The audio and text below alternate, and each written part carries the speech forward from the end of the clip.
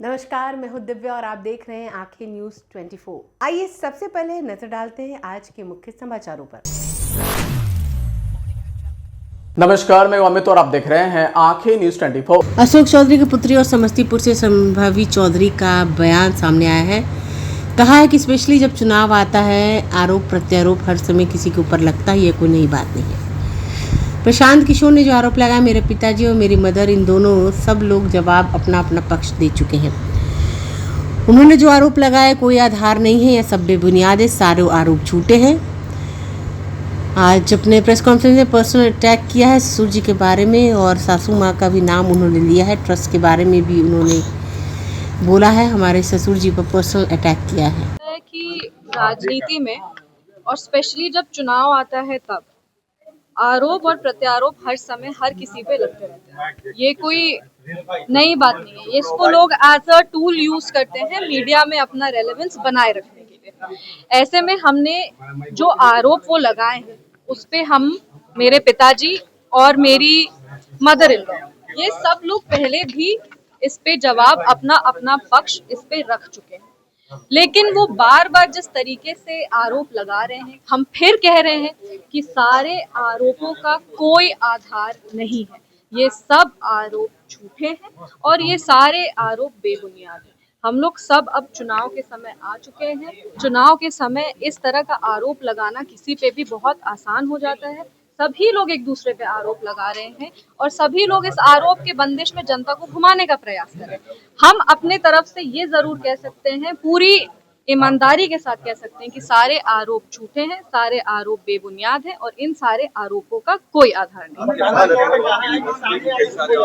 आपके father trust पे वो आरोप लगा रहे हैं। देखिए, उन्होंने आज अपने प्रेस कॉन्फ्रेंस में एक पर्सनल अटैक भी किया है। अगर आप उस प्रेस कॉन्फ्रेंस को ध्यान से सुनेंगे, हमने पहले भी कहा था अपने ससुर जी के बारे में, और उस समय सब लोगों ने कहा था कि टॉपिक को डाइवर्ट करने का कोशिश किया जा रहा है। पर आज जो प्रेस कॉन्फ्रेंस किए हैं, उन्होंने खुद मेरे ससुर जी का नाम अपने प्रेस कॉन्फ्रेंस में लिया है। उन्होंने मेरी सासू माँ का भी नाम प्रेस कॉन्फ्रेंस में लिया है और उस ट्रस्ट से रिलेटेड जितने और 2-3 लोगों का नाम उन्होंने लिया है। इतने ध्यान से हम प्रेस कॉन्फ्रेंस देख नहीं पाए क्योंकि हम यहाँ थे, पर हमको इतना जरूर पता है कि उन्होंने एक पर्सनल अटैक भी किया है मेरे ससुर जी का नाम लेकर के, कि उनके जाने के बाद हम लोग जान के ये सब कर रहे हैं। जो भी जैसा भी उन लोग पर्सनल अटैक किए हैं, वो देखिए ये दिखाता है कि उनकी सोच कैसी है।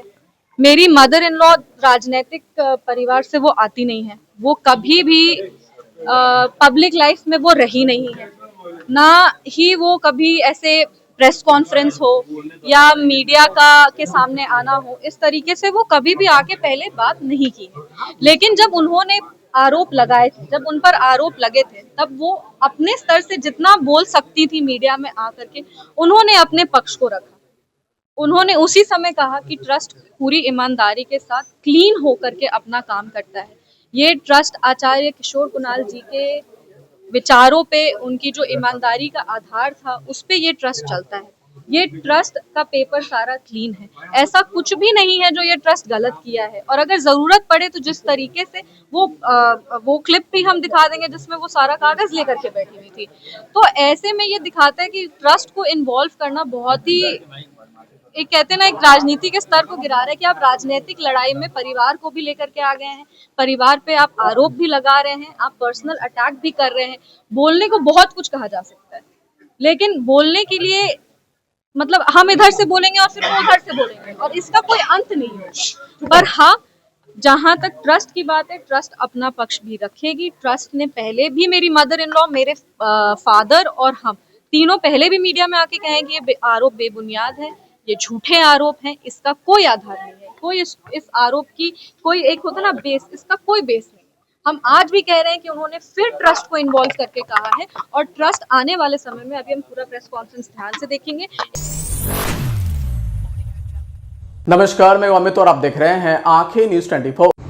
केंद्रीय मंत्री चिराग पासवान आज SIR की फाइनल रिपोर्ट आने को लेकर कहा कि रिपोर्ट आने के बाद यह देखना होगा कौन कितनी राजनीति करता है।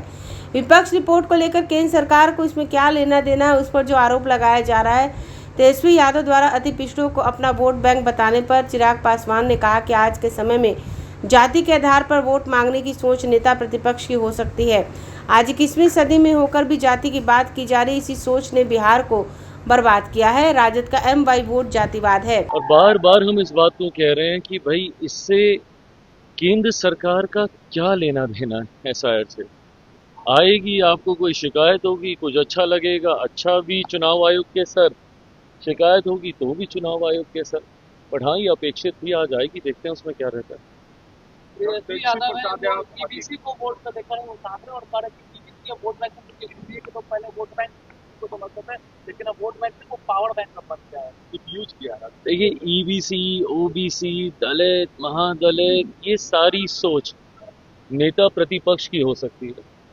मैंने आज तक कभी किसी बिहारी को ना EBC समझा, ना OBC समझा, ना दलित समझा, ना महादलित समझा, ना अगड़ा समझा, ना पिछड़ा समझा, ना हिंदू समझा, ना मुस्लिम समझा। मेरे लिए बिहारी बिहारी है। मैं बात करूंगा तो 14 करोड़ बिहारियों की बात करूंगा, बिहार फर्स्ट की बात करूंगा, बिहारी फर्स्ट की बात करूंगा, और यही सोच ने बिहार को बर्बाद किया। आज आप अपने आप को आप 21वीं सदी का आप बोलते हैं, और ये आप सोच रखते हैं कि भैया किसको हम किस जाति में हम बांट के देखें, और कौन किस जाति का वोट बैंक बनना चाहता है और कौन किस जाति को अपना वोट बैंक बनाना चाहता है। इसी सोच ने तो बिहार को बर्बाद किया है। आप बताइए, आप नेता प्रतिपक्ष हैं, आप अपने आप अभी भी आप लोग इसी तरीके का वोट बैंक बना के आप सोचने की बात कर रहे हैं। पर ये लोग तो सोचेंगे ही ना, जो MY को तमगे की तरह सीने पे चला टांग के चलते हैं। क्या है MY? यही सब तो है, जातीयता सांप्रदायिकता में बिहार बिहारियों को बांटना।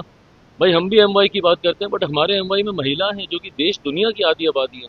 हमारे Y में युवा हैं जो कि देश की, हमारे बिहार की सबसे बड़ी आबादी है। ऐसे में जब ऐसे लोग भी और यंगस्टर्स से भी अगर हम लोग यही उम्मीद करें कि भैया वो भी जाति में बांटकर वोट बैंक की बात करेंगे, तो पिछले 50 साल जैसे बिहार के गए, अगले 50 साल फिर ऐसे ही जाएंगे। अगली पीढ़ी फिर ऐसे ही जातियों और धर्म में बंटकर बर्बाद होने का काम करेगी।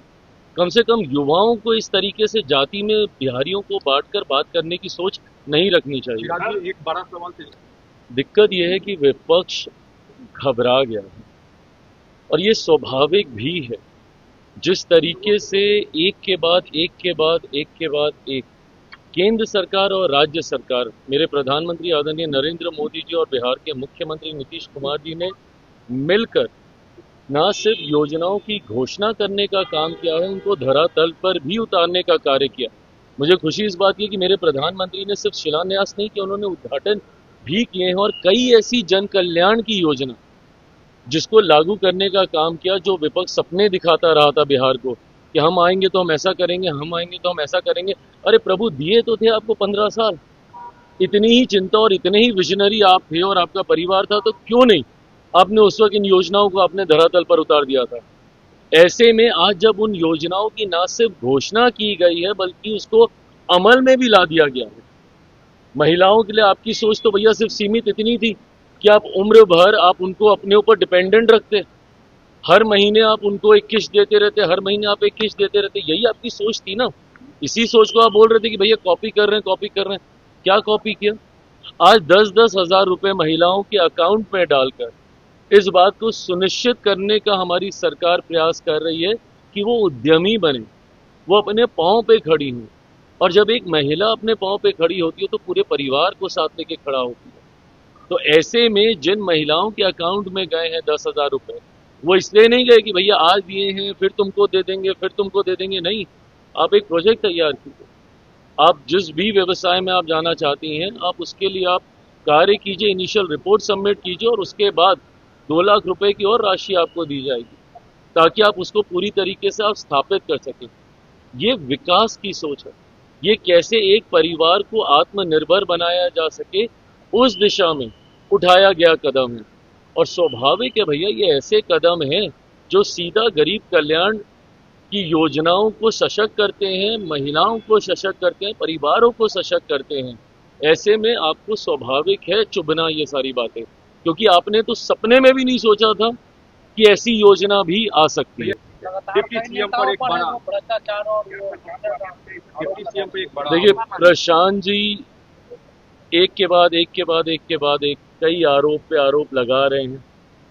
ये सही मायनों में कुछ तथ्यों के साथ वो जानकारी साझा कर रहे हैं, या सिर्फ आरोप लगा रहे हैं। मैं मानता हूं कि ये तमाम बातें जांच का विषय हैं। ऐसी राजनीति एक बार हम लोगों ने दिल्ली में भी देखी थी, जब दिल्ली में भी एक मुख्यमंत्री बनने से पहले आम आदमी पार्टी के एक नेता आए थे और आरोपों की सूची उन्होंने लगा दी थी, और उसके बाद जब उनके पास वक्त आया कि उस सूची पे वो कुछ कार्रवाई कर सके तो उन्होंने एकदम खामोशी साध दी थी। मुझे नहीं पता किन तथ्यों के साथ प्रशांत जी इन बातों को सामने रख रहे हैं। मैं मानता हूं कि जिन जिन के ऊपर आरोप लगाए गए हैं वो पूरी तरीके से सक्षम हैं अपना पक्ष रखने के लिए। उनमें से कुछ नेता ने बहुत प्रमुखता से मानहानि का दावा भी किया है। नमस्कार, मैं अमित और आप देख रहे हैं आंखें न्यूज 24। बिहार के उप मुख्यमंत्री विजय सिन्हा ने कहा है कि बीजेपी एनडीए गठबंधन अपने विरासत की संस्कृति के साथ विकास करना चाहती है। उन्होंने सनातन की संस्कृति और भारतीयता की संस्कृति का सम्मान करते हुए कहा कि उत्तर से दक्षिण, पूरब से पश्चिम, माँ भारती के धरती पर जन्म लेने वाला किसी भी धर्म, जाति, क्षेत्र या भाषा का हो, सारी संस्कृति का सम्मान करते हैं और अपने विरासत पर गर्व करते हैं। विजय सिन्हा ने प्रशांत किशोर के सवाल पर बचते हुए कहा कि सभी को दशहरा की शुभकामनाएं। उन्होंने कहा कि असुर प्रवृत्ति का निश्चित तौर पर महाकाल रात्रि में असुर विचार का नकारात्मक प्रभाव का समापन ही माँ काली करती हैं। माता कभी किसी को अहित नहीं करती, सबका कल्याण हो, सब सुखी निरोग समृद्ध हो, यही कामना है। अपने विरासत की संस्कृति के साथ विकास करना चाहती है और सनातन की संस्कृति, भारतीयता की संस्कृति, उत्तर से दक्षिण, पूरब से पश्चिम, माँ भारती के धरती पर जन्म लेने वाला किसी भी जाति, धर्म, क्षेत्र, भाषा का हो, सारे संस्कृति का मैं सम्मान करता हूँ और अपने विरासत पर गर्व करता हूँ और उसको लेकर के हर भारतीय, प्रधानमंत्री जी का जो कथन है, विरासत और विकास दोनों साथ चलेगा। नवरात्रा का माता रानी का है और मैं आज इसी कार्यक्रम में लगा हूँ। महाअष्टमी प्रवेश कर गया है, सप्तमी और अष्टमी का संधि काल है। ये माँ कालिका माता का, सप्तमम कालरात्रि माता का आज दिन है, जो कालों के काल महाकाल भी जिनकी आराधना करते हैं, उस शक्ति का भक्ति हर माँ भारती का संतान करता है। और आज भक्ति के दिन में सारे बिहार और देशवासियों को हृदय से हमारी शुभकामना है कि 21वीं सदी का भारत, विकसित बिहार।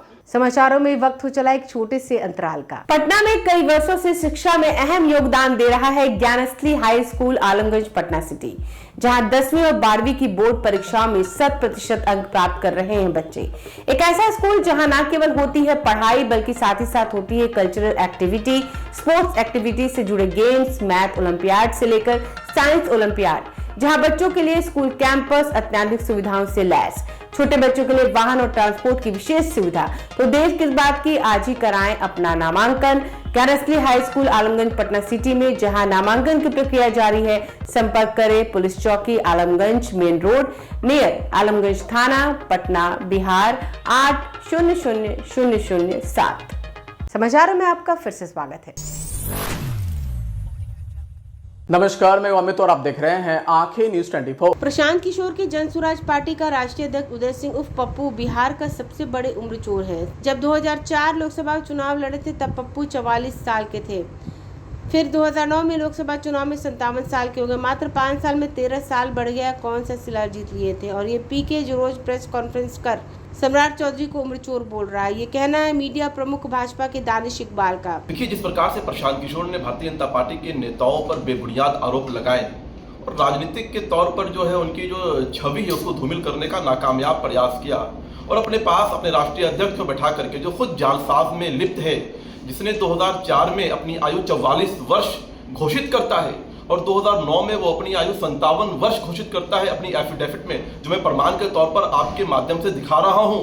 तो ये प्रशांत किशोर को बताना चाहिए कि उसके राष्ट्रीय अध्यक्ष ने ऐसा कौन सा कांड किया जिसके कारण कि उसे अपनी आयु बदलनी पड़ी, जिसके कारण कि उसे अपनी आयु छुपानी पड़ी, और ऐसा कौन सा फॉर्मूला है कि 5 वर्ष में 13 वर्ष की आयु उसकी बढ़ जाती है। तो ये सब जालसाज लोग हैं। प्रशांत किशोर शराब माफिया से पैसा लेता है, प्रशांत किशोर कंस्ट्रक्शन की कंपनी से पैसा लेता है और कहता है कि मैं सलाह देकर के पैसा लेता कहता हूं, कंस्ट्रक्शन की कंपनी को प्रशांत किशोर क्या सलाह देता है? क्या प्रशांत किशोर इंजीनियर है? क्या प्रशांत किशोर आर्किटेक्ट है? शराब कंपनी को प्रशांत किशोर क्या सलाह देता है? क्या प्रशांत किशोर केमिकल इंजीनियर है? वो फॉर्मूला बताता है कि कितना अल्कोहल की मात्रा होनी चाहिए शराब में? तो ये पूरी तरह से अब इन लोगों का एक्सपोज हो चुके हैं ये बिहार की जनता के सामने कि ये जो कहते हैं कि मैं, ये तो अपने आप को कहते हैं कि मैं पॉलिटिकल एडवाइजर हूं। तो पॉलिटिकल एडवाइजर का काम जो है कंस्ट्रक्शन की कंपनी में क्या हो सकता है, शराब की कंपनी में क्या हो सकता है? तो पूरी तरह से एक्सपोज हो चुके हैं। अब तो इनके राष्ट्रीय अध्यक्ष खुद जालसाज हैं, उन्होंने अपनी आयु छिपाई है। अब तो जनता पाई पाई का हिसाब मांगी। नमस्कार, मैं अमित और आप देख रहे हैं आंखें न्यूज 24। किसानों को तकनीक से जोड़ने की दिशा में बिहार सरकार की बड़ी पहल सामने आई है। पटना में कृषि मंत्री विजय कुमार सिन्हा ने कृत्रिम बुद्धिमत्ता आधारित बिहार कृषि रेडियो का शुभारंभ किया। इस मौके पर विभाग के प्रधान सचिव पंकज कुमार समेत कृषि विभाग के कई अधिकारी और कर्मी मौजूद रहे। पटना में सोमवार को बिहार सरकार के कृषि मंत्री विजय कुमार सिन्हा ने कृत्रिम बुद्धिमत्ता आधारित बिहार कृषि रेडियो प्रसार प्रणाली का शुभारंभ किया। कार्यक्रम में विभाग के प्रधान सचिव पंकज कुमार सहित कई लोग उपस्थित थे। आज महासप्तमी और महाअष्टमी का संधि है और यह धरती शक्ति की भूमि रही है। शक्ति की आराधना प्रार्थना हमारे अन्नदाता जो एग्रीकल्चर पर कल्चर का वातावरण बनाते हैं, हम उनको नमन करते हैं। एग्रीकल्चर को जब एआई बुद्धिमत्ता से हम जोड़ते हैं, देश के प्रधानमंत्री नरेंद्र मोदी जी और बिहार के मुख्यमंत्री नीतीश कुमार जी ने भी एग्रीकल्चर को फोकस किया। चौथा रोड मैप कई परिवर्तन और क्रांति लाए हैं। अब इसको एआई के माध्यम से हमारे किसानों को अपडेट करेंगे। इस स्टूडियो के माध्यम से उनके शंका का समाधान करेंगे और एग्रीकल्चर से जुड़े समस्या, फसल की बीमारी, फसल को मौसम के हिसाब से बोने का, उसमें कब कितना खाद, कौन सा बीज, कौन सी उसकी एग्रीकल्चर की दवा, ये सारी जानकारी तथ्यात्मक किसानों को मिलेगा। अभी रेडियो के माध्यम से हम लोग कर रहे थे, अब एआई के माध्यम से एक नई परिवर्तन, नए क्रांति, हमारे सॉइल टेस्टिंग हो रहा है। उस सॉइल टेस्टिंग और के माध्यम से वहां के क्लाइमेट के हिसाब से हम पूरी वातावरण एआई के लाभ उठाएंगे, जो ये बुद्धिमत्ता एक नई क्रांति एग्रीकल्चर में लाएगा और मेरे युवा किसान इस एग्रीकल्चर से जुड़ेंगे। डिजिटल योद्धा जो है, नौजवान किसान का बेटा, प्रधानमंत्री ने जो कहा किसान महिला युवा, वो किसानों के साथ 76% आबादी प्रत्यक्ष अप्रत्यक्ष जो जुड़े हैं, वो इसके लाभ उठाकर विकसित बिहार के सपना को साकार करें। अगर आपने अभी तक हमारे चैनल को सब्सक्राइब नहीं किया है तो हमारे चैनल को जल्द से जल्द सब्सक्राइब करें, लाइक करें और शेयर करें। देश और दुनिया की तमाम खबरों को देखने के लिए लगातार देखते रहें आंखें न्यूज़ 24।